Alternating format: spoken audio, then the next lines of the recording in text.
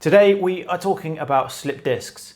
Now you may have heard the term slip disc. It's not actually a technical term, but a disc is a soft structure that goes in between the vertebra, and the purpose of a disc is to act as a cushion between the vertebra. It allows movement and it allows the absorbance of shock. So when you're moving around, those discs can compress and they act as a shock absorber. Now, discs are one of the more common things that go wrong within the spine. There's two main areas that a disc will cause a problem: up into the neck and in the lower back. Of course, it is possible that discs can become a problem anywhere in the spine, but the two most common areas are in the lower back and in the neck.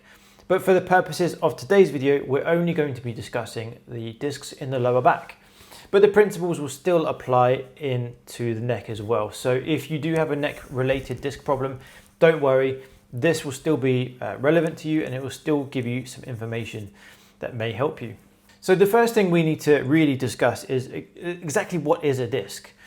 Well, as I just already mentioned, the discs go in between the vertebra and they act as a cushion.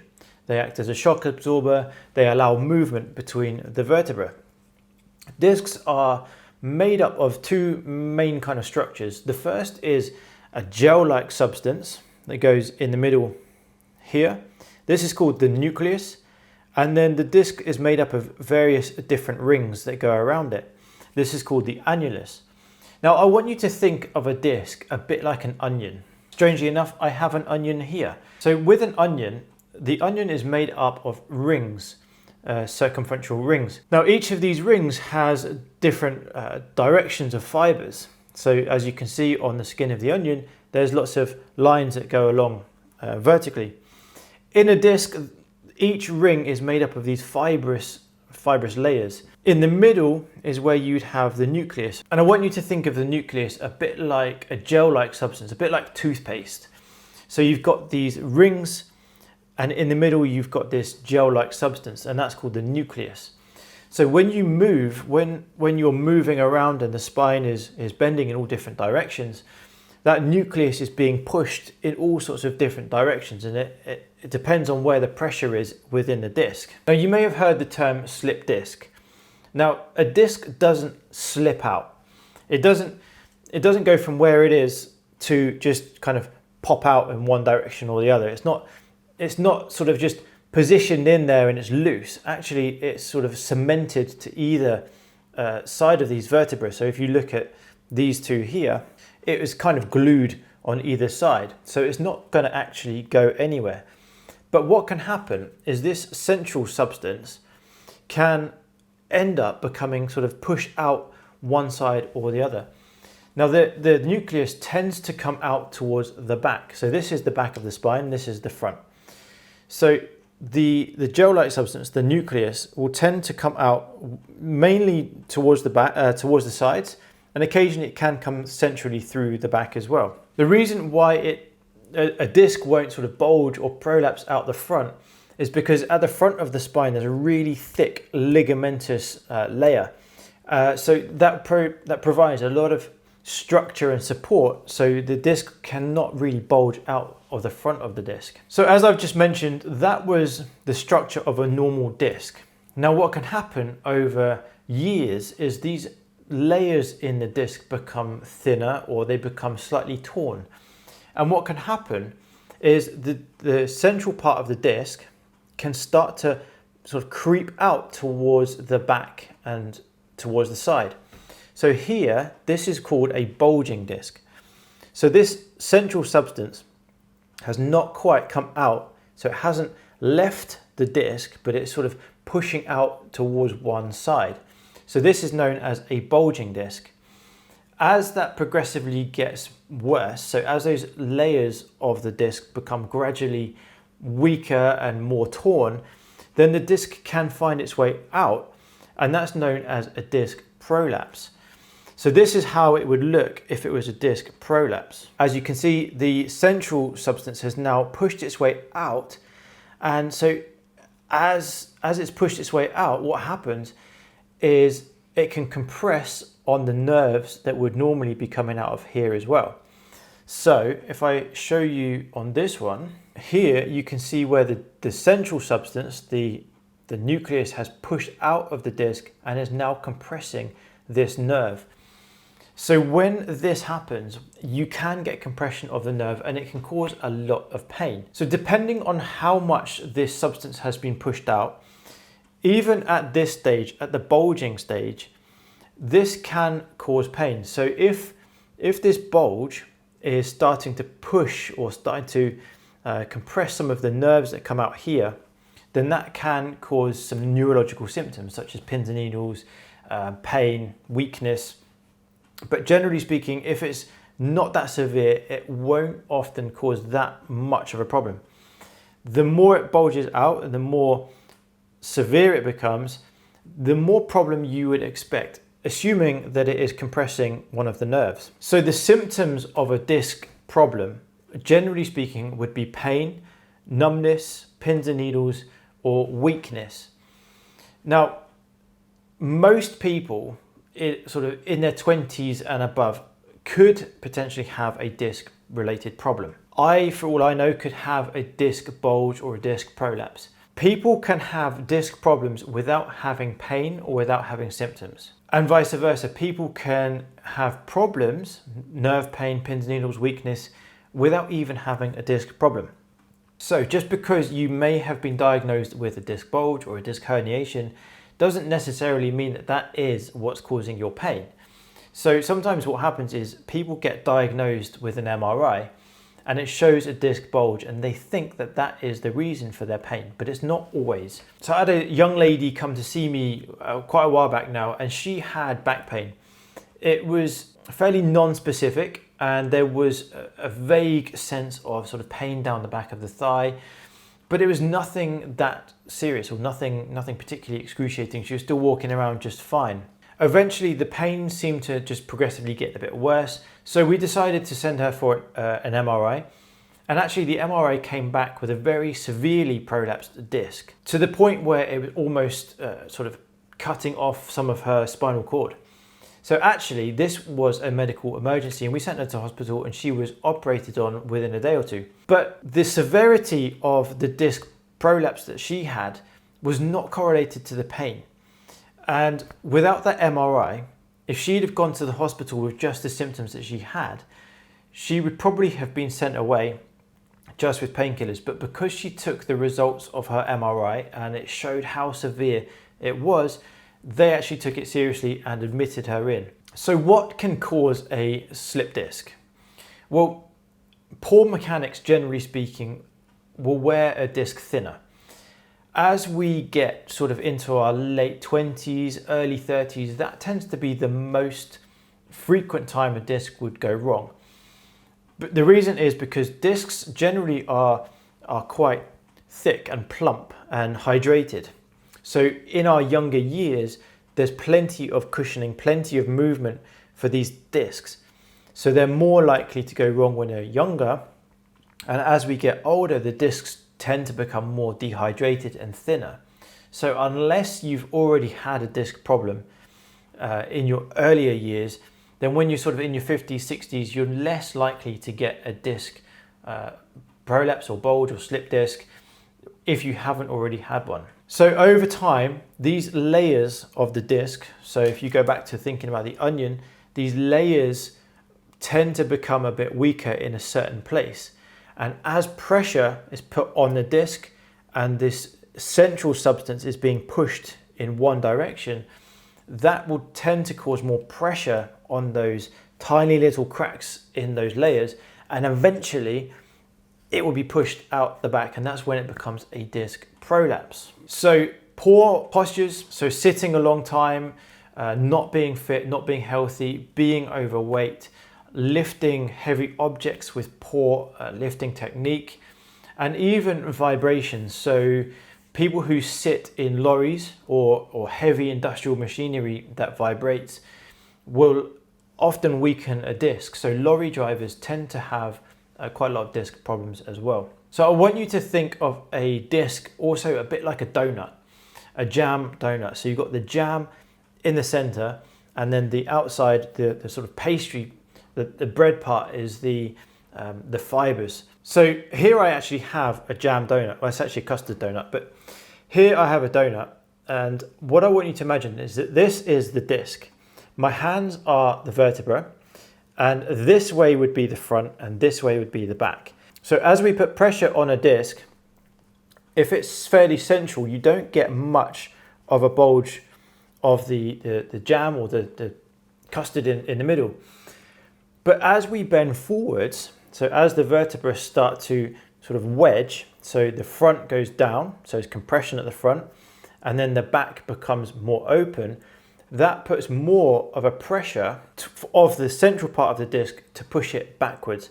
So as I wedge my hands, you can see it kind of bulge out.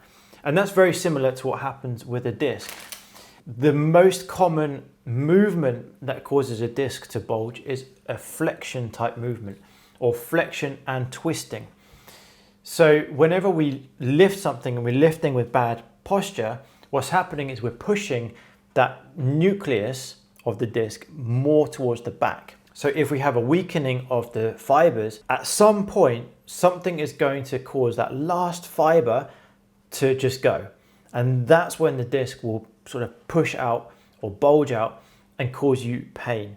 So a disc does a slip disc or bulging disc, herniated disc, prolapsed disc, it doesn't happen overnight. It happens over time. Now, when it comes to the diagnosis of a disc, quite often when someone comes in with pain, we can get an idea that maybe there is some neurological involvement.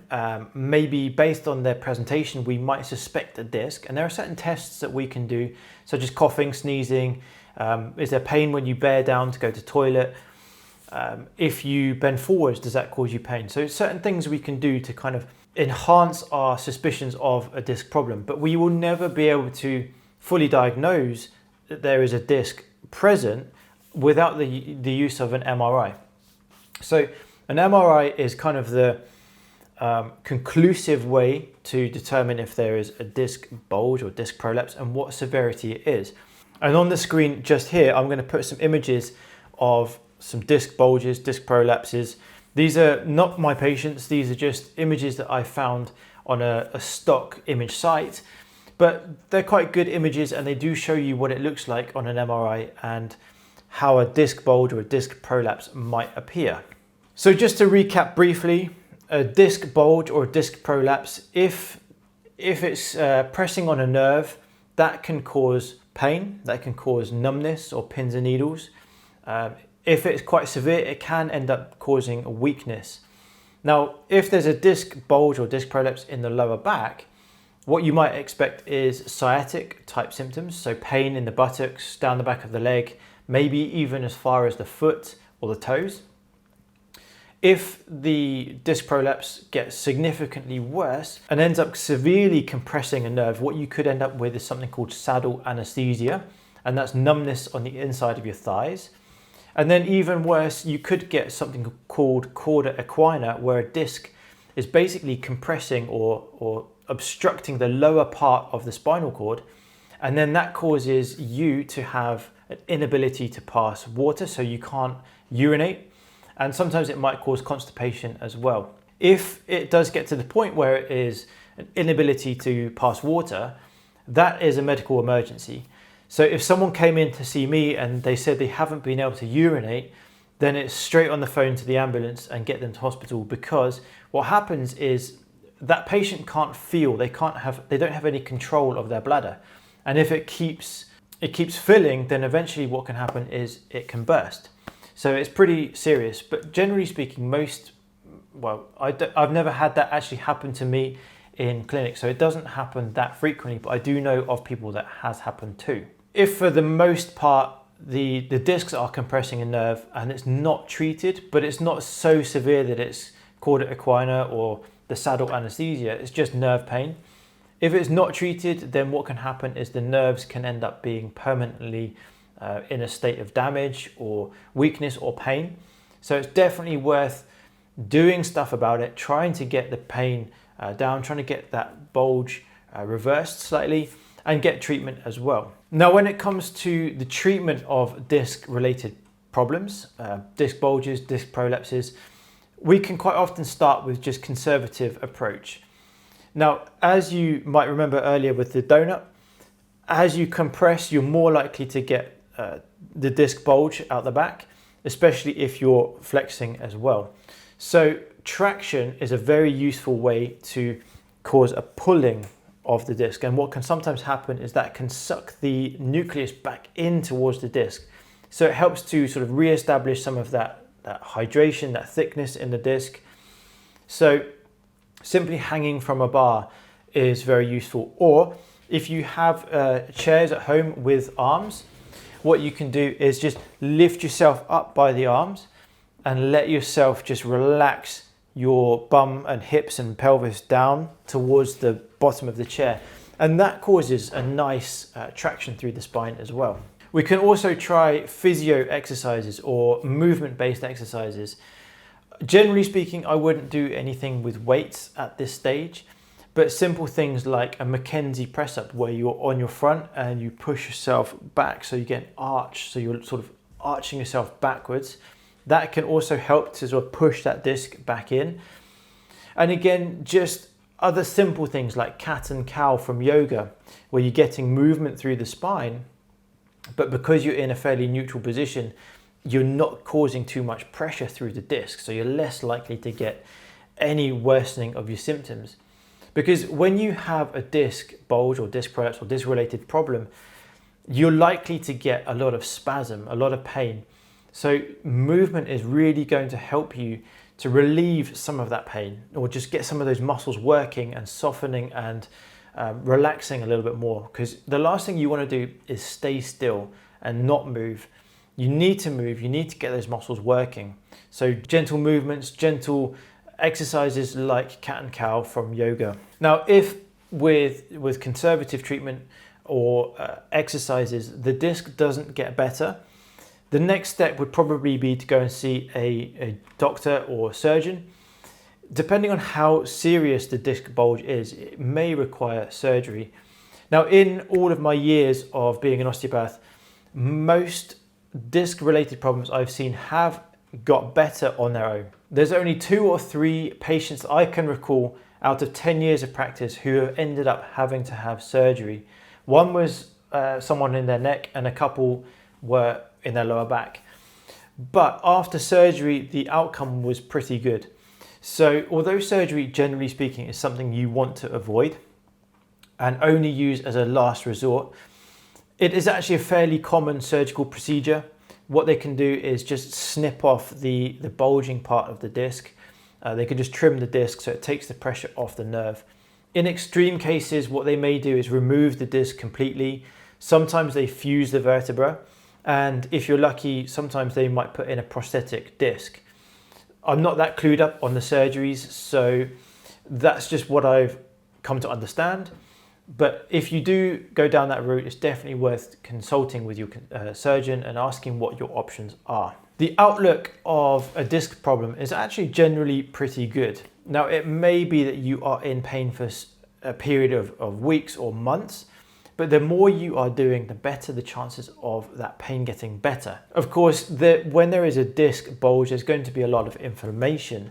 So anti-inflammatories can also be used, but that's something to discuss with your doctor or pharmacist. But generally, the patients who I've seen with disc problems, most of them have got better and have got out of pain, and many of them have returned to normal daily activities, and some of them are even back in the gym training as they would if they didn't have a disc problem.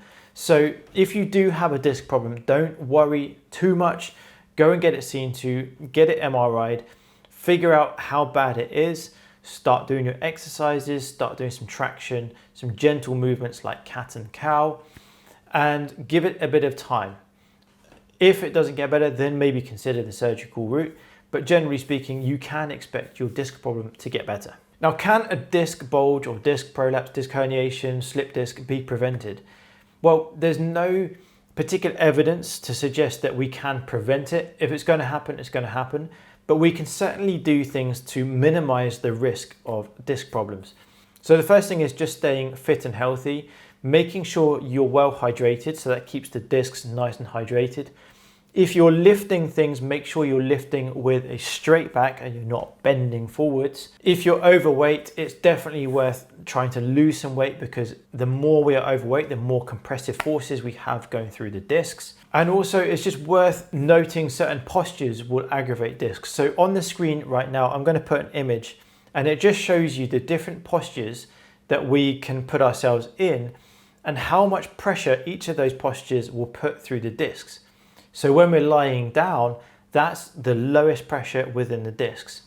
Then as we stand up, that's kind of the neutral, normal disc pressure. And then as we start to bend, the pressure goes up. As we sit, the pressure gets even higher. And then the worst thing, as you can see on the image, is if you are sitting and trying to lift something heavy, especially if you're bending forwards and twisting at the same time. So just have a look at these postures. When you're moving throughout the day, just be aware of what posture you're in. Keep yourself moving and don't sit for too long in any one position. So that's a quick overview of disc pathologies. We've gone from slip disc, which is the layman's term for a disc bulge or disc prolapse. A disc prolapse and a disc herniation are pretty much the same thing, they're interchangeable. And in summary, discs are a very problematic structure for many people. It tends to happen more in your 20s and 30s, but if you've had it in your 20s and 30s, there's no reason why you can't have it again as you're older. If you haven't had a disc problem and you're older, then you're less likely to have a disc-related problem as you get older. And if you do have a disc problem and you are suffering with any pain or nerve-related problems, don't worry. The chances are it will get better, but you have to just make sure you're doing the right things, avoiding things that are going to make it worse, and go and see someone, get it treated. So I hope that video has helped you. If it has helped you, please let me know how it helped you, what you're going to do about your disc problem. Leave a thumbs up and I will see you in the next video. Bye-bye.